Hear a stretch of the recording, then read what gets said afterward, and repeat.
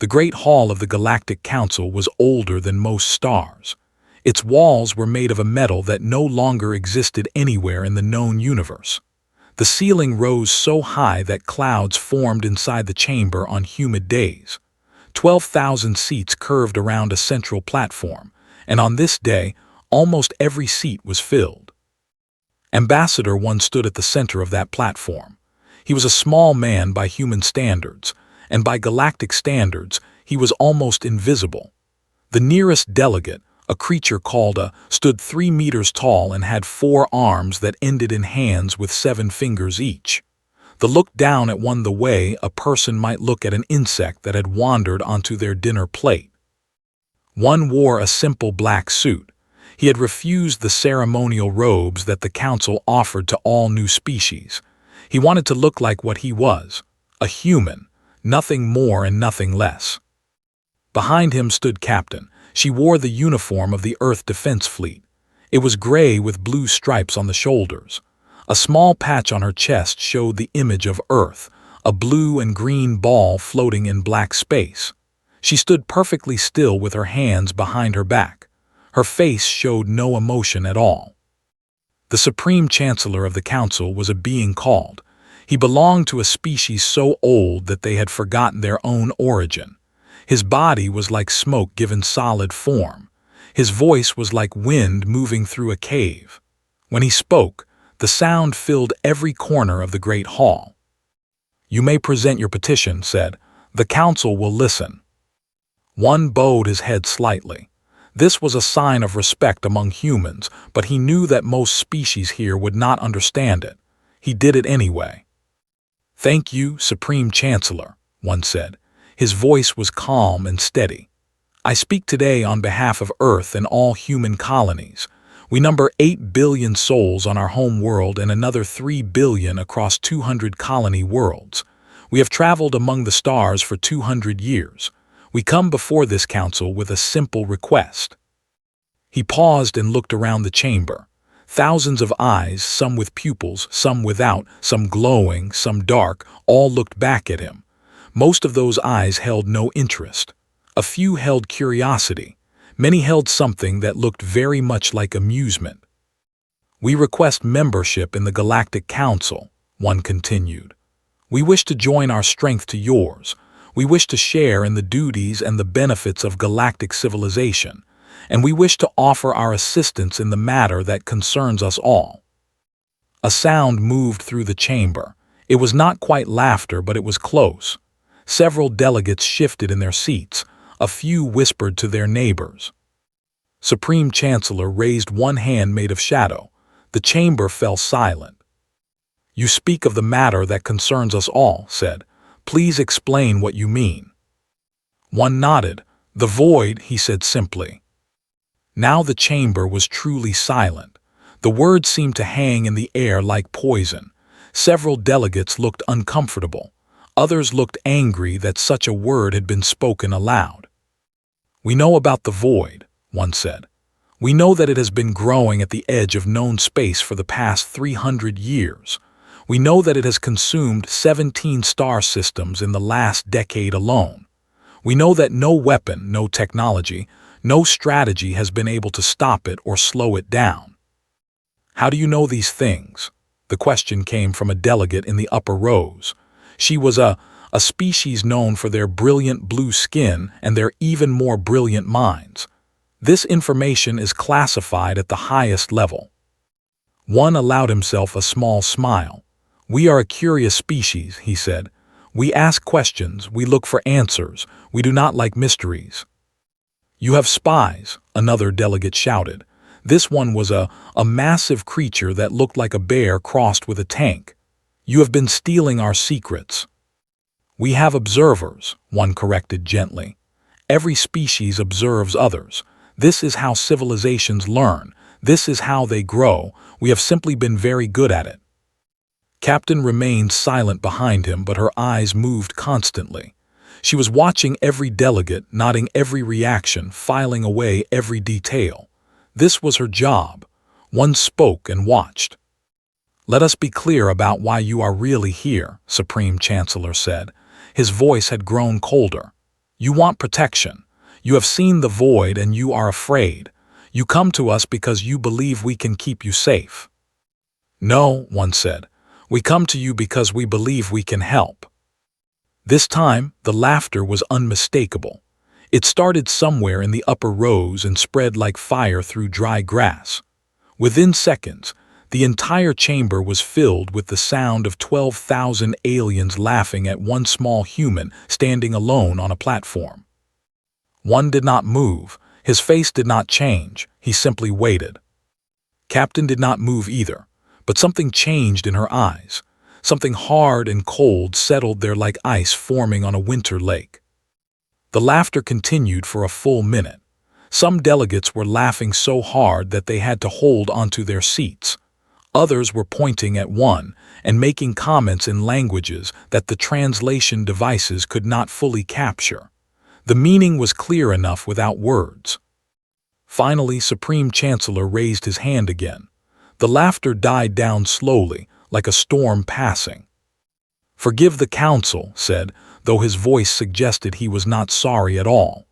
"Your offer is unexpected. Perhaps you do not fully understand the nature of the void. Perhaps you do not fully understand your own position in this galaxy." "Please enlighten me," one said. His voice was still calm. "The void has destroyed civilizations that were ancient when your species was still living in caves," said. "The fleet, the largest in the galaxy, lost 40,000 ships in a single engagement with the void. They built a weapon that could destroy stars. The void absorbed it and grew stronger. They sent their greatest warriors, beings that could tear through solid metal with their bare hands. The void consumed them without even slowing down." Leaned forward and shadows seemed to gather around him. "And you, Ambassador, what do you bring?" "A fleet of perhaps 2,000 ships, most of them so small that we would not use them to carry cargo.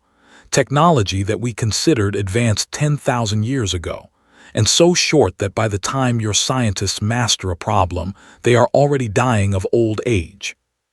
More laughter, though quieter this time. "You are children," continued. "Brave children perhaps, curious children certainly, but children nonetheless, and children do not fight in wars against gods." One listened to every word.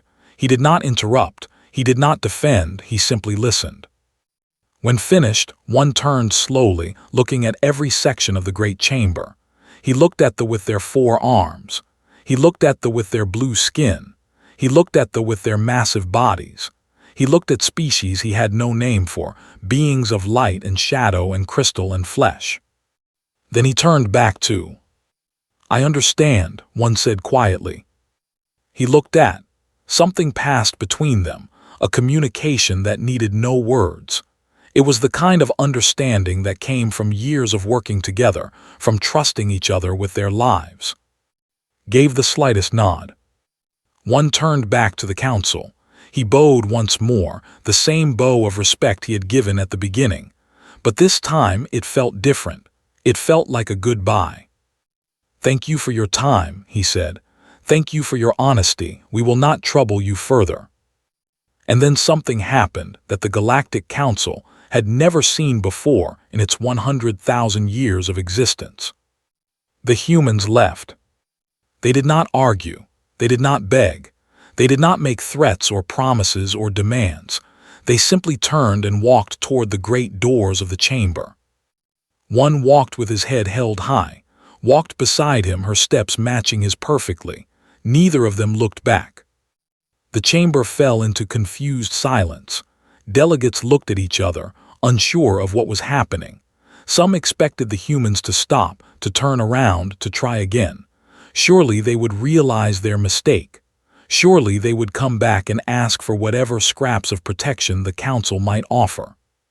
But one kept walking. The great doors opened before them. Beyond the doors was a long hallway of white stone. Beyond the hallway was the transport platform.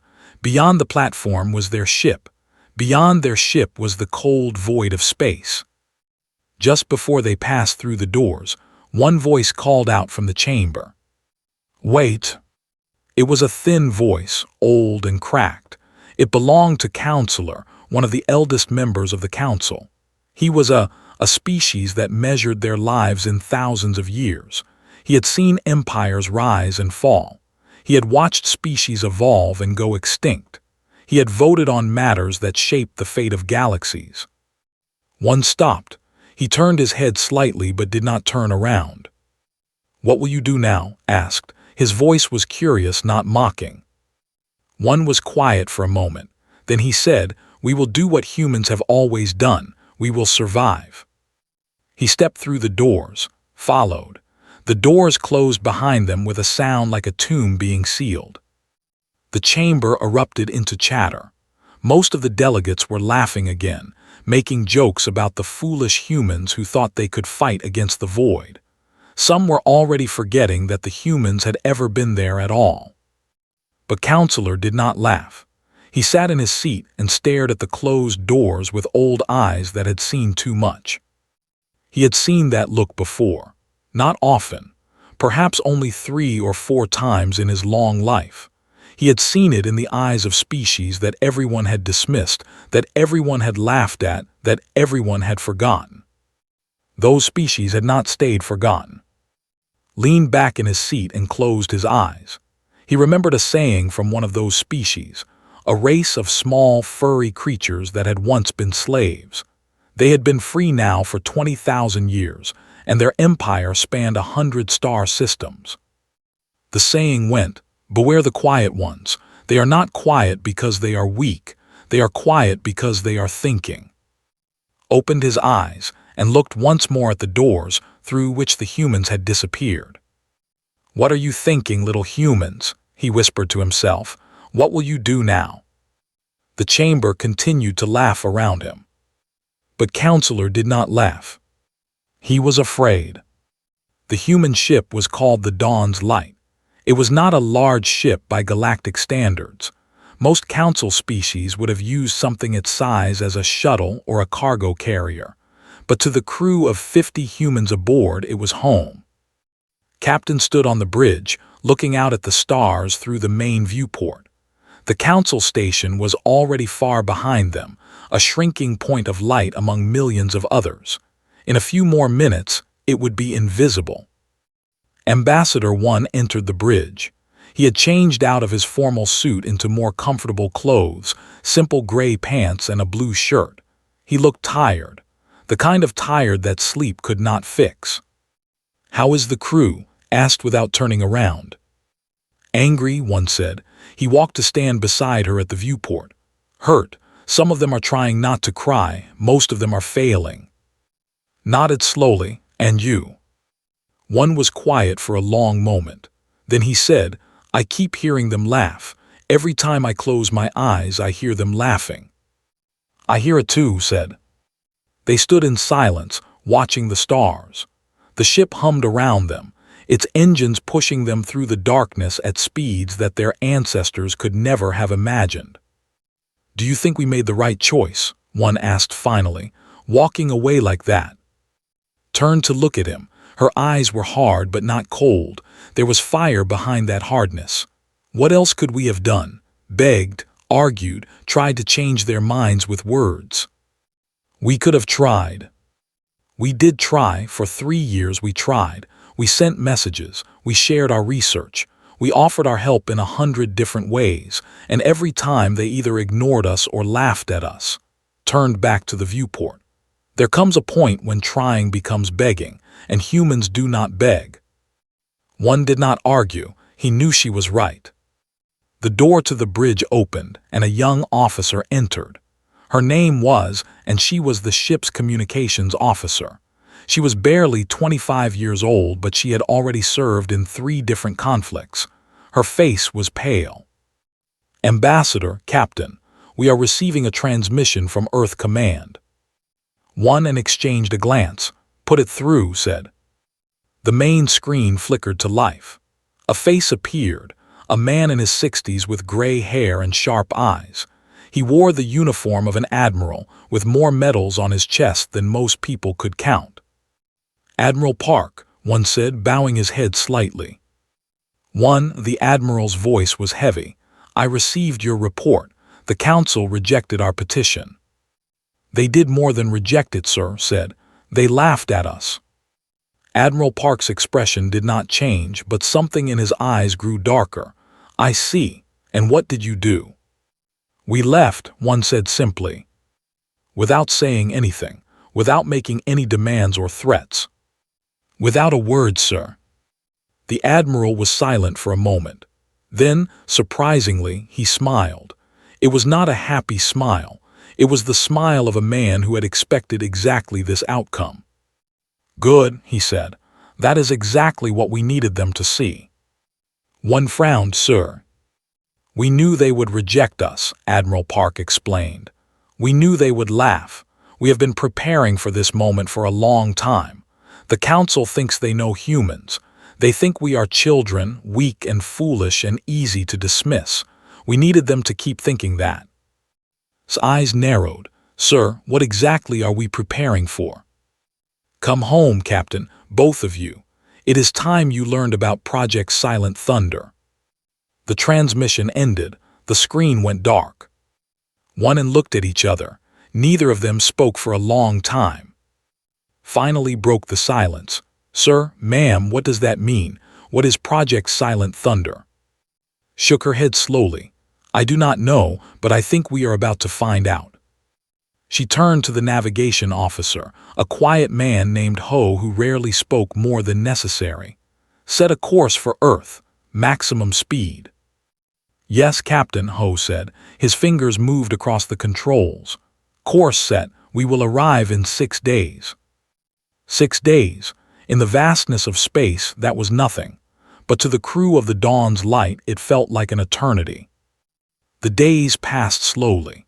The crew went about their duties, but there was a heaviness in the air that had not been there before. They had all heard about what happened at the council. They had all felt the sting of being laughed at by beings who considered themselves superior. But something else was growing among the crew as well. Something that started as a whisper and grew into something stronger.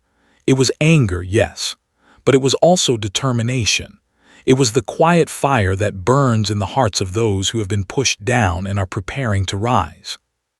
One spent most of the journey in his quarters, writing reports and reviewing data. He could not stop thinking about what Admiral Park had said. Project Silent Thunder. He had never heard those words before. He had been the highest-ranking diplomat in the Earth government, and yet this secret had been kept from him. What else did he not know? On the 5th day of the journey, he went to sea. He found her in the ship's small gym, hitting a punching bag with enough force to shake the walls. Sweat dripped down her face, but she did not stop. You are going to hurt yourself, one said. Good, replied between punches. Pain helps me think. One sat down on a bench and waited. Eventually stopped hitting the bag. She stood there breathing hard, her fists still raised. I cannot stop seeing their faces, she said. All those aliens looking down at us like we were nothing, like we were insects, like we did not even deserve to exist. I know, one said quietly. And the worst part, lowered her fists. The worst part is that maybe they were right. Maybe we are nothing compared to them. Our ships are small. Our technology is primitive. Our lives are short. What can we possibly offer against something like the void? One stood up and walked to her. He put his hand on her shoulder. Do you remember what I said to Counselor? He asked. Before we left. Nodded. You said we would do what humans have always done. We would survive. I meant it, one said. Humans have always survived. Ice ages, plagues, wars, disasters that should have wiped us out 1,000 times over. And every single time we found a way, not because we were the strongest, not because we were but because we never gave up. Looked at him. The fire in her eyes had not dimmed. If anything, it was burning brighter. You really believe we can make a difference? She asked. I believe that if anyone can, it is us, one said. We are not gods. We are not ancient. We are not powerful, but we are human, and that has always been enough. The next day, the Dawn's Light arrived at Earth. The planet hung in space like a jewel, blue and green and white, beautiful in a way that took the breath away. One stood at the viewport and looked at it, and for a moment he forgot about the council and the laughter and the void. He just looked at his home and felt something warm bloom in his chest. A shuttle took them down to the surface, to a military base in the mountains of Korea. Admiral Park was waiting for them on the landing pad, surrounded by officers and guards. "Welcome home," the admiral said. He shook hands with both of them. "I hope your journey was uneventful." "Uneventful and long," said. "Sir, with respect, I have been waiting 6 days to find out what Project Silent Thunder is. I do not think I can wait any longer." Admiral Park smiled. It was a genuine smile this time, the smile of someone who had a secret they were dying to share. "Come with me," he said. They walked through the base past training grounds and barracks and research facilities. Everything looked normal enough. Soldiers trained. Scientists worked. Officers gave orders. It was a military base like any other. But then Admiral Park led them to an elevator. It was hidden behind an ordinary-looking supply closet, and it required 3 different keys and a biometric scan to access. The elevator went down, and down, and down. One lost track of how far they descended. It felt like they were going to the center of the Earth itself. Finally, the elevator stopped. The doors opened, and one's breath caught in his throat. They were standing in a cavern so large that it had its own weather. Clouds drifted near the ceiling, which was so high that it was lost in shadow. The cavern stretched for kilometers in every direction, and every centimeter of it was filled with activity. Ships, thousands of ships, not the small vessels that the council had mocked, but something new, something different. Ships of designs that one had never seen before. Ships that bristled with weapons and glowed with power. Ships that looked like they had been built by a civilization that had been preparing for war for a very long time. And everywhere, humans. Tens of thousands of humans working on the ships, running simulations, training for combat. The sound of their activity filled the cavern like the heartbeat of a giant. "This is Project Silent Thunder," Admiral Park said. "For the last 50 years in secret, we have been building a fleet. Not the fleet that the Council knows about. Not the small ships and primitive weapons that they laughed at. This is our true fleet.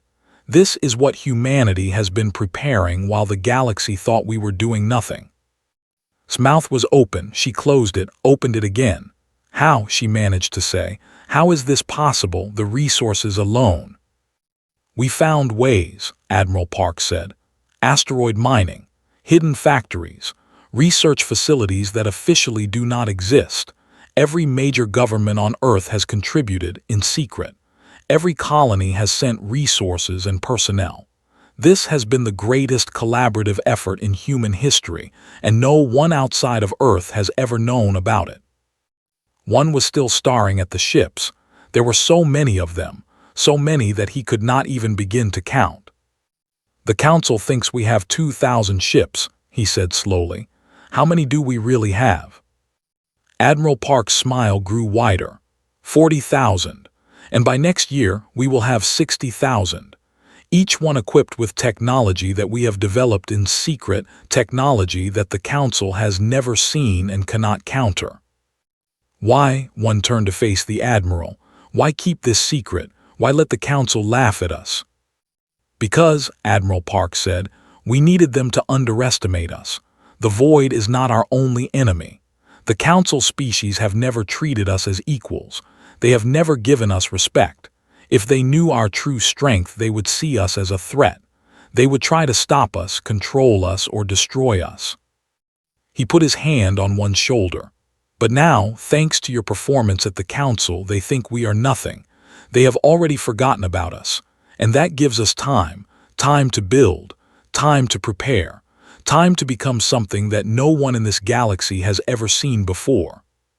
One looked back at the fleet, at the humans working with quiet determination, at the ships that gleamed with deadly promise. "What happens now?" he asked. "Now," Admiral Park said, "we wait. The Void will attack the Council. It is inevitable. And when it does, when the galaxy is burning and the great powers are falling, they will learn the truth about humanity. He looked up at the ships, and his eyes were filled with something that might have been hope, or might have been fire. They laughed at us, he said quietly. They will not laugh for much longer. 18 months passed. The galaxy continued to spin. Stars burned. Planets orbited. Civilizations rose and fell as they had for billions of years. And in all that time, no one thought about the humans. The Council had more important things to worry about. There were trade disputes between thee and the. There were border conflicts along the edge of space. There were 1,000 small problems that demanded attention and consumed resources. The void was still there, of course. It hung at the edge of known space like a dark stain on the fabric of reality, but it had been quiet for months. No new attacks, no new systems consumed. Some began to hope that it had stopped. Some began to believe that the threat was over. Counselor knew better. He had lived for 7,000 years. He had seen things go quiet before they exploded. He had watched darkness gather before it struck. "You are troubled, old friend," said Counselor, with brilliant blue skin that had begun to fade with age. She sat beside in the observation lounge of the Council station, looking out at the stars. "I am always troubled," replied. "It is the curse of living too long. You see too many patterns. You recognize too many warning signs. You are thinking about the humans again." Was silent for a moment, then he nodded slowly. "I cannot stop thinking about them, the way they left. No anger, no threats, no demands, just silence." "They were embarrassed," said with a small laugh. "They came with grand ideas about fighting the void, and we showed them how foolish they were. Of course they left quietly. What else could they do?" "Perhaps," said, but he did not believe it. He had tried to find information about what the humans were doing since they left. He had sent scouts. He had paid for intelligence reports. He had even contacted some of the smaller species that traded with human colonies. What he found disturbed him. The human colonies were still there. The human ships still traveled between them. Trade continued. Life went on, but there was something different, something he could not quite identify. The colonies had grown quieter, fewer transmissions, fewer visitors. Ships came and went, but they did not talk to outsiders. Questions were met with polite smiles and empty answers. It was as if the humans had built a wall around themselves. Not a physical wall, but a wall of silence. And behind that wall was certain something was happening. Something big. But no one would listen to him. When he raised his concerns at council meetings, the other delegates dismissed him as an old fool who had lost his mind. The humans were nothing. They were children playing at civilization. They were not worth thinking about. So stop talking about it, but he did not stop watching. And then, one morning that would be remembered for 1,000 years, the void struck. It did not attack the edges of known space this time. It did not slowly consume distant systems that no one cared about. Instead, it appeared in the heart of Council territory, in a sector that contained some of the oldest and most powerful civilizations in the galaxy. The first warning came from a patrol fleet. They were guarding a trade route near when their sensors detected something impossible. A wall of darkness was moving toward them, not moving through space but eating space. Every star it touched disappeared. Every planet, every moon, every asteroid simply ceased to exist. The patrol fleet sent a distress call. 30 seconds later, they were gone. Within hours, the entire galaxy was in chaos. The void moved faster than anyone had believed possible. It consumed 3 star systems in the first day, 6 more in the second. By the end of the first week, 27 systems had been erased from existence, including 2 that had been home to ancient civilizations. Billions died, not quickly, not cleanly. The void did not kill in any way that made sense. It simply unmade things. Ships that entered the darkness screamed across all frequencies before going silent. The screams lasted for minutes, sometimes hours. No one knew what was happening inside the darkness. No one wanted to know. The council responded with everything it had. They sent their great fleet, 100,000 ships that had been the terror of the galaxy for 10,000 years. They formed a wall of steel and fire across the path of the void and unleashed weapons that could crack planets and turn stars into bombs. The darkness swallowed them, every ship, every weapon, every warrior, gone in less than a day. They activated their ultimate weapon, a device they had been building for 1,000 years. It was supposed to create a tear in the fabric of space itself, a wound that nothing could survive. They fired it at the void. The darkness ate the tear, it grew stronger. They sent their greatest warriors, enhanced soldiers who had never known defeat. They wore armor that could survive the core of a star. They carried weapons that could cut through anything. The darkness took them too. Their last transmissions were of screaming, just screaming. One by one, the great powers of the galaxy threw themselves at the void. One by one, they failed. And the darkness kept coming. Supreme Chancellor called an emergency session of the council. The great hall, which had been so full of laughter 18 months ago, was now filled with terror. Delegates who had once sat tall and proud now huddled in their seats, their eyes wide with fear. "We are losing," said. His voice, once strong enough to fill the chamber, now sounded thin and weak. "In 3 weeks, the void has consumed 42 star systems. Our combined fleets have been reduced to less than a quarter of their original strength. At this rate, we will be gone in 6 months." No one argued. No one had arguments left. "We have tried everything," continued. "Every weapon, every strategy, every desperate measure. Nothing works. The void absorbs everything we throw at it and keeps coming." He paused. When he spoke again, his voice was barely a whisper. "I do not know what else to do." The chamber was silent. For the first time in 100,000 years, the Galactic Council had no answers. Then Counselor stood up. He was old, so old that standing took effort. His body had begun to fail him centuries ago, and only advanced medical technology kept him alive. But his mind was still sharp, and his voice, when he spoke, still carried. "There is one thing we have not tried," he said. Every eye in the chamber turned to him. "The humans," said. The reaction was immediate. Some delegates laughed, though the laughter was hollow and desperate. Others shouted in anger. A few just stared at as if he had gone mad. "The humans," Counselor said. "Old friend, this is not the time for jokes. We are facing extinction." "I am not joking," replied. 18 months ago, the humans came to us and offered to help fight the void. We laughed at them. We sent them away, but they did not give up. They went home, and they have been doing something ever since." "Doing what?" asked. "I do not know," admitted. "But I know that they are different from other young species. They do not accept defeat. They do not give up, and they have been preparing for something." "Preparing for what?" another delegate demanded. "What could they possibly have that we do not?" Shook his head slowly. "I cannot answer that, but I know this. We have tried everything else. We have thrown our greatest weapons and our mightiest fleets at the void, and they have all failed. What do we have to lose by asking the humans for help?" The chamber fell into argument. Voices rose and fell. Accusations flew. Pride and fear battled for control. But in the end, there was no other choice. 3 days later, a council ship arrived in Earth's solar system.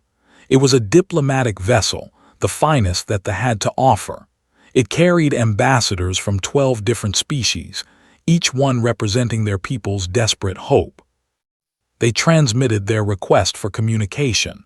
They waited for a response. None came. They tried again, and again, and again. For 3 days they sent messages and received nothing but silence. On the 4th day, a single human ship approached them.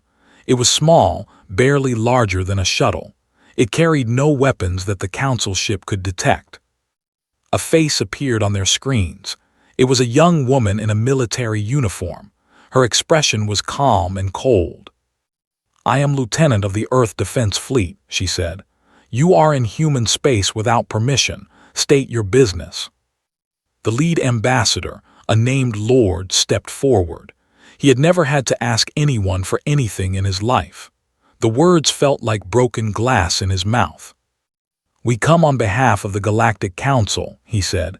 "We wish to speak with your leaders. We wish to request your assistance." The woman's expression did not change. The council, the same council that laughed at our ambassador 18 months ago, the same council that called us children and insects and told us we had nothing to offer. Lord swallowed hard. Yes, that council. Lieutenant was silent for a long moment. Then she said, "Wait here." The screen went dark. The council ambassadors waited. Hours passed. A day, 2 days. They sent more messages but received no response. All they could do was wait and watch and hope. On the 3rd day, the screen flickered to life again. A man appeared. He was middle-aged, with gray hair and sharp eyes. He wore a simple uniform with no medals or decorations, but something in his presence made the ambassadors feel very small. "I am Admiral Park," the man said, "Commander of the Earth Defense Fleet. I have received your request for assistance." Lord stepped forward again. "Admiral Park, the Galactic Council humbly requests." "The Galactic Council can make their request in person," Admiral Park interrupted. "Not through messengers. If they want our help, the Supreme Chancellor himself will come to Earth. He will address our people, and he will apologize for what was said 18 months ago." Lord's face went pale. "Admiral, you cannot be serious. The Supreme Chancellor has never."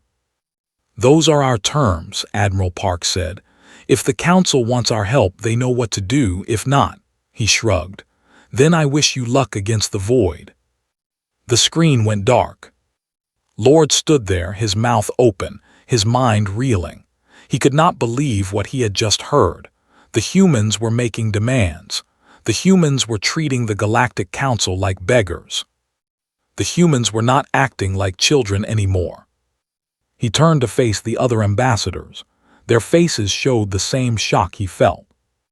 "We need to report this to the Council," he said finally. "We need to tell them what the humans want." He did not say what they were all thinking. The galaxy was burning. The void was coming. And the only ones who might be able to help had just demanded that the most powerful organization in the universe get on its knees and apologize. Everything had changed. Nothing would ever be the same. Supreme Chancellor had ruled the Galactic Council for 10,000 years. In all that time, he had never apologized. Not once. Not for anything. They did not apologize. It was not in their nature. They were beings of shadow and power, ancient beyond imagining, proud beyond measure. To apologize was to admit weakness. To admit weakness was to invite destruction. But now stood in his private chambers, staring at the report from Lord, and he felt something he had not felt in. He felt afraid. The void had consumed 63 star systems now. It was accelerating. Every day it moved faster, 8 more, grew stronger. The combined forces of the Council had been reduced to scattered remnants. Civilizations that had stood for 100,000 years were being erased as if they had never existed. And the humans wanted him to apologize.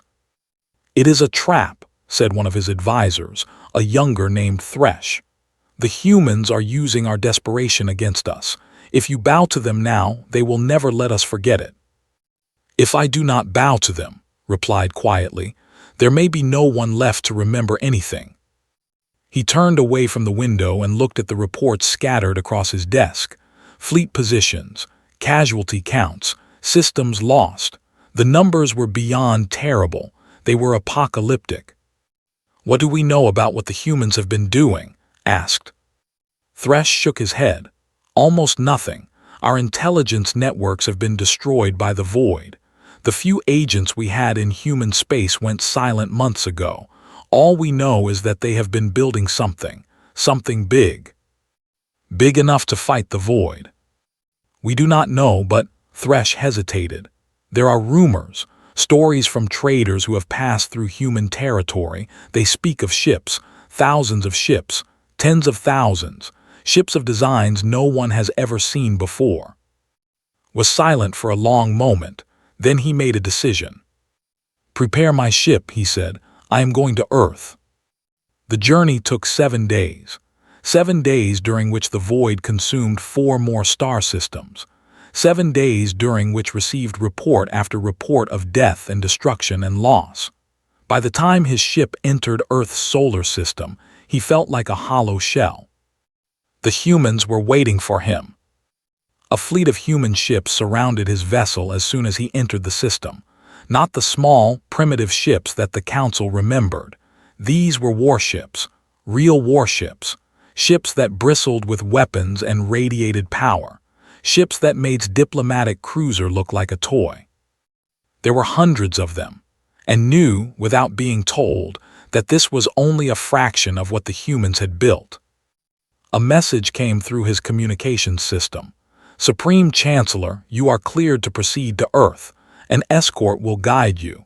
Do not deviate from the assigned course." The voice was polite, professional, cold.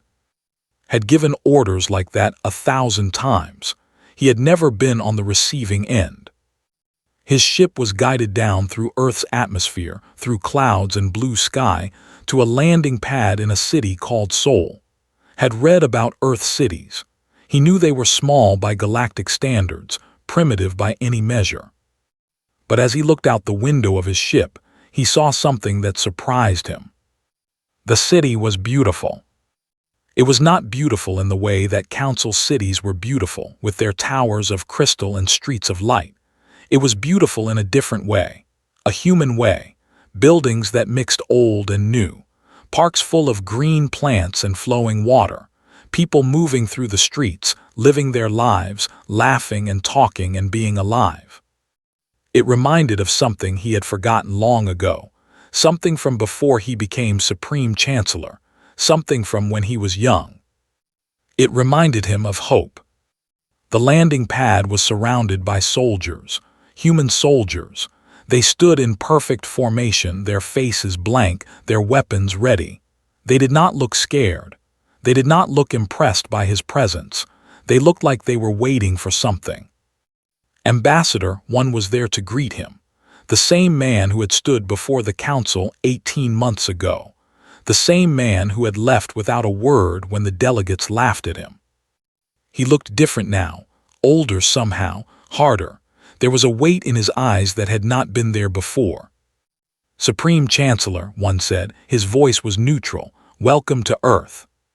Stepped off his ship, the air was strange, too thick, too wet, too full of smells he did not recognize, but he ignored all of that. He focused on one. "Ambassador said, I have come as you requested." "As we required," one corrected gently. "You are here because you have no other choice. Let us not pretend otherwise." Felt a flash of anger, but he pushed it down. The human was right. There was no point in pretending. "Very well," said. "What would you have me do?" "Follow me," one said. "There is something you need to see first." They walked through the city, surrounded by guards. People stopped to watch them pass. Most of them stared at with curiosity. A few stared with something that looked like anger, but none of them spoke. None of them approached. They entered a building that looked ordinary from the outside, but once they were inside, realized it was anything but ordinary. It was a memorial. The walls were covered with names, thousands of names, hundreds of thousands, each one carved in stone, illuminated by soft light, remembered forever. "These are the humans who died because of the void," one said. "Not directly. The void has not reached human space, but it has affected us. Refugees from council worlds, trade routes disrupted, resources diverted. And 18 months ago, when we might have helped stop it sooner, we were laughed at and sent away." He turned to face. Every name on these walls is someone who might still be alive if the council had listened to us. Looked at the names. So many names, so many lives ended too soon. I did not know, he said quietly. No, one agreed. You did not know, you did not care to know. To you we were insects, children, beneath your notice. There was no accusation in his voice, just a simple statement of fact. I was wrong, said. The words came out before he could stop them. The council was wrong. One nodded slowly. Yes, you were. They left the memorial and continued walking. Eventually, they arrived at a large stadium. It was filled with people, hundreds of thousands of people. They sat in silence, watching, waiting. A platform had been set up in the center of the stadium. On the platform was a single microphone. Your audience, one said, the people of Earth, they are waiting to hear what you have to say. Looked out at the crowd, all those faces, all those eyes looking at him, judging him. He had addressed billions before. He had spoken to the Galactic Council itself, but he had never felt this small, this vulnerable. What do you want me to say? He asked. The truth, one replied. That is all we have ever wanted. Walked to the platform. Each step felt heavier than the last. When he reached the microphone, he stood there for a moment, looking out at the sea of humanity. Then he began to speak. I am Supreme Chancellor of the Galactic Council. I have ruled for 10,000 years. I have seen empires rise and fall. I have made decisions that shaped the fate of galaxies. He paused. The stadium was silent. 18 months ago, your representatives came to the council. They offered help. They offered friendship. They offered to stand beside us against the greatest threat our galaxy has ever known. Another pause, felt the weight of every word. We laughed at them. We called them children. We sent them away with nothing but mockery and contempt. The silence grew heavier. We were wrong. The words echoed through the stadium, continued. We were arrogant. We were blind. We looked at your small ships and your short lives and saw nothing of value. We did not see your courage. We did not see your determination. We did not see your heart. He took a breath. I have come here today to do something I have never done in 10,000 years of rule. I have come to apologize. On behalf of the Galactic Council. On behalf of every species that laughed at your representatives. On behalf of all who dismissed you as nothing. He bowed his head. The gesture felt strange, unnatural, but also somehow right. I am sorry, we were wrong and we need your help. For a long moment, nothing happened. The crowd sat in silence, began to wonder if he had failed, if his apology was not enough. Then somewhere in the crowd, someone began to clap. The sound spread, more hands joined in. The clapping grew louder, stronger, until the entire stadium was filled with applause, not celebration, not triumph, just acknowledgement, acceptance. Raised his head. He saw one standing at the edge of the platform, and for the first time the human was smiling. Well done, one said. Now let me show you what humanity has been building while you were laughing at us. They left the stadium and traveled to a facility outside the city. It was hidden underground, protected by layers of rock and metal and technology that did not recognize. When the doors opened, his breath caught in his throat. Ships, thousands of ships, tens of thousands, ships of every size and shape, from small fighters to massive carriers, ships that gleamed with power, ships that hummed with energy, ships that looked like they had been designed by a species that had been preparing for war since the day they reached the stars. Admiral Park was waiting for them. 60,000 ships, the Admiral said, built in secret over 50 years, equipped with technology we developed ourselves, technology the Council has never seen. Weapons, shields, engines, all of it created by human minds and human hands. Could not speak, he could only stare. You thought we were children, Admiral Park continued. You thought we had nothing to offer, but while you were laughing, we were building. While you were dismissing us, we were preparing. And now?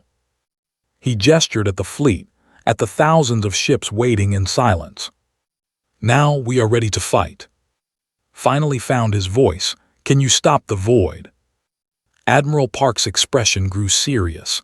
"I do not know, no one knows, but we are going to try, and we are going to give everything we have." He looked at with eyes that burned like stars. "That is what humans do. We fight, even when we do not know if we can win, even when everyone else has given up. We fight until there is nothing left." Looked at the fleet, at the humans working among the ships, at the determination on their faces. "Then we fight together," he said. Admiral Park nodded slowly. "Together." For the first time since the void appeared, felt something other than fear. He felt hope. The battle for the galaxy began on a Tuesday. Captain stood on the bridge of the Eternal Dawn, the flagship of the human fleet. The ship was massive, larger than anything humanity had ever built before. Its hull was black as space itself, marked only by the blue lines of energy that pulsed through its systems. It carried enough firepower to destroy a small moon. Around her, the bridge crew worked in focused silence. They had trained for this moment for years. They knew their jobs. They knew their roles. They knew that the next few hours would determine the fate of everything that lived. Through the viewport could see the fleet. 60,000 human ships arranged in a formation that had been designed specifically for this battle, and behind them the remaining forces of the Galactic Council, what was left of the fleet, the surviving warships, a handful of battle cruisers, perhaps 10,000 ships in all, gathered from the broken remnants of 100 civilizations. 70,000 ships against the void. It did not seem like enough. Admiral Park's voice came through the communications system, broadcast to every ship in the fleet. "All vessels, this is Admiral Park. The void is approaching Sector 774. We will intercept in 20 minutes. He paused. When he spoke again, his voice was different, softer, more personal. "I will not lie to you. I do not know if we can win this battle. No one has ever defeated the void. No weapon has ever harmed it. Every fleet that has faced it has been destroyed." Another pause. "But we are going to fight anyway, because that is what humans do. We fight against impossible odds. We stand when others fall. We refuse to give up, even when there is no hope." His voice grew stronger. "Today, we are not just fighting for Earth. We are fighting for every species in this galaxy, for every civilization that has ever looked up at the stars and wondered what was out there." Gripped the arms of her command chair. Around her, the crew sat up. "The Council laughed at us once," Admiral Park said. "They called us children. They said we had nothing to offer. Today, we will show them what humans can do. Today, we will show the entire galaxy that we are not children." A beat of silence. "Today, we fight for everything." The communication ended. The fleet began to move. Watched through the viewport as the stars shifted around them. The ships accelerated, pushing their engines to their limits. They were moving faster than any fleet had ever moved before. And then ahead of them, the void appeared. Had seen images. She had read reports. She thought she understood what the void was. She was wrong. The void was not darkness. It was not shadow. It was the absence of everything. Looking at it was like looking at a hole in reality itself. The stars behind it did not just disappear. They were unmade, erased, as if they had never existed at all. And it was moving, slowly, inevitably, hungrily, moving toward them. "All ships," said, her voice steady despite the fear that gripped her heart, "prepare to engage." The first wave of human ships accelerated ahead of the main fleet. They were small, fast, expendable. Their job was not to destroy the void. Their job was to test it, to probe its defenses, to find any weakness that might exist. They fired their weapons, beams of energy that could cut through planets, missiles that carried warheads designed to tear holes in space itself. the most destructive weapons humanity had ever created. The void absorbed them, every beam, every missile, every weapon, swallowed without a trace. The first wave of ships was gone in seconds. Analysis demanded. Lieutenant, who had been promoted to Chief Tactical Officer for this battle, studied her displays. The void absorbed our weapons, but there was a delay, 0.3 seconds between impact and absorption, and during that delay, the void's expansion slowed by 2%. 2% repeated. Can we use that? Maybe, if we can hit it with enough force from enough angles fast enough. We might be able to slow it down, maybe even stop it. Nodded. Admiral Park, are you receiving this? I am, the Admiral's voice came back. All ships implement pattern thunder, hit the void from every direction. Do not stop firing, do not pull back. Give it everything you have. The fleet split into dozens of smaller groups. Each group moved to a different angle, surrounding the void like a pack of wolves surrounding a wounded bear.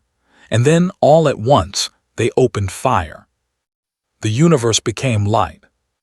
60,000 ships, firing every weapon they had, pouring energy into the void from every direction. The darkness shuddered. The wall of nothing that had consumed everything in its path began to slow. But it did not stop. It is not enough, said her voice tight. We are slowing it down, but it is still moving, still consuming at this rate. She did not finish the sentence. She did not have to. Made a decision. All ships, this is Captain. I am taking the Eternal Dawn into close range. The bridge fell silent. Close range with the void meant almost certain death. No ship had ever entered the darkness and come out again. Captain, Ho said from the navigation station, if we get too close. I know, interrupted, but we have weapons that need to be fired at point-blank range, weapons that might actually hurt this thing. She stood up from her chair. I am not ordering anyone to come with me. Anyone who wants to transfer to another ship, do it now. No one moved. No one even blinked. Good, said, and she smiled. Then let us show this galaxy what humans are made of. The Eternal Dawn accelerated. It broke away from the fleet and dove straight toward the void. Other ships followed. Hundreds of them. Then thousands. Human ships and council ships together, charging toward certain death. Watch the darkness grow closer. It filled the viewport. It filled the world. She could feel it somehow.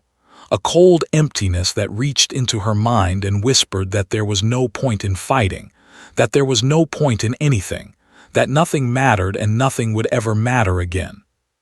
She pushed the whispers away. She held on to something else, something stronger than despair. Hope. All weapons, she commanded, fire. The Eternal Dawn unleashed everything. Its primary cannon, a weapon that humanity had spent 30 years developing, fired a beam of concentrated reality at the void. Not energy, not matter.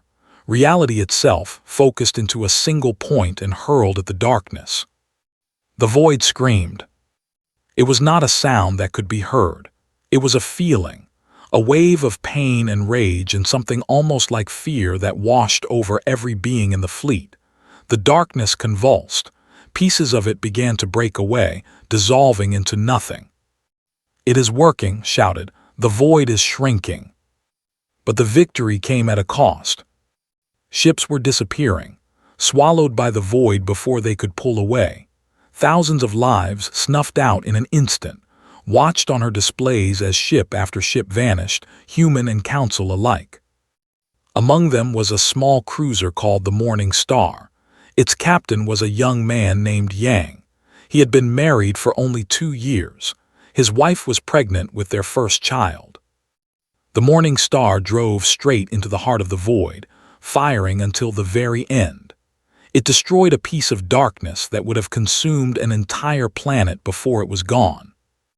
There was a carrier called the Hope's Promise. It was commanded by a woman named Mi, a legend in the Earth Defense Fleet. She had fought in 12 battles and never lost a ship. The Hope's Promise sacrificed itself to save a damaged cruiser. Mi's last words were, "Tell my daughter I love her." There was a destroyer called the Last Stand. Its crew was made up entirely of volunteers, people who had lost everything to the void, lost families, lost homes, lost worlds. The Last Stand rammed the void directly, its engines overloading in a deliberate explosion. The blast tore a hole in the darkness that lasted for 17 seconds. In those 17 seconds, 100 other ships escaped destruction. One by one, ship by ship, life by life, humanity gave everything it had. And slowly, impossibly, the void began to retreat. Watched in disbelief as the wall of darkness pulled back. Not much, just a few kilometers, then a few more, then more. It was dying. The thing that had consumed galaxies, that had erased civilizations, that had seemed completely unstoppable. It was dying. "Keep firing," commanded. "Do not let up. Do not give it a chance to recover." The fleet obeyed. Every ship that could still fight continued to pour fire into the void. The darkness shrank. The stars began to reappear behind it. Reality reasserted itself. And then, with a final soundless scream, the void collapsed in on itself and vanished. The silence that followed was absolute. Stared at the viewport, at the empty space where the void had been, at the stars that were shining again, bright and clean and beautiful. "Is it?" His voice was barely a whisper. "Is it over?" Did not answer. She could not. She was too busy trying to breathe. Then the communications system exploded with sound. Cheering, crying, shouting in 100 different languages. The fleet had won. The void was gone. The galaxy was saved. But the cost, oh the cost. Of the 60,000 human ships that had entered the battle, fewer than 20,000 remained. Of the 10,000 council ships, barely 3,000 had survived. Millions of lives, human and alien alike, had been lost. Closed her eyes and let the tears come. They had won, but it did not feel like victory. It felt like survival, barely. In the weeks that followed, the galaxy changed. The Galactic Council, what was left of it, gathered in their great hall. The hall that had once been filled with laughter now echoed with silence. So many seats were empty. So many species had been lost. Supreme Chancellor stood at the center of the chamber. He looked older somehow, smaller. The weight of everything that had happened pressed down on him like a physical force. "We are here today," he said, "to honor those who saved us, to honor humanity." Ambassador One stood beside him. He was wearing his simple black suit again, the same suit he had worn when the council laughed at him, but now no one was laughing. 18 months ago, continued, we dismissed humans as children. We mocked their small ships and their short lives. We thought they had nothing to offer. He paused. His voice broke slightly when he spoke again. "We were fools." He turned to face One. The human looked back at him with eyes that held no anger, only weariness, and perhaps, just perhaps, a little hope. "Humanity did not just fight for themselves," said. "They fought for all of us. They gave their lives to save species that had treated them with nothing but contempt. They showed us what true courage looks like." He bowed, a full, deep bow, the kind of bow that they had never given to anyone. "On behalf of the Galactic Council, I thank you, and I ask humbly that humanity take their rightful place among us, not as children, not as lesser beings, but as equals, as leaders, as the ones who showed us what it truly means to be civilized." The chamber erupted in applause. Every delegate, every species, every survivor of the war stood and clapped and cheered. For humanity, for the species that had saved them all. One stood there accepting the applause and felt something warm bloom in his chest. It was not pride. It was not satisfaction.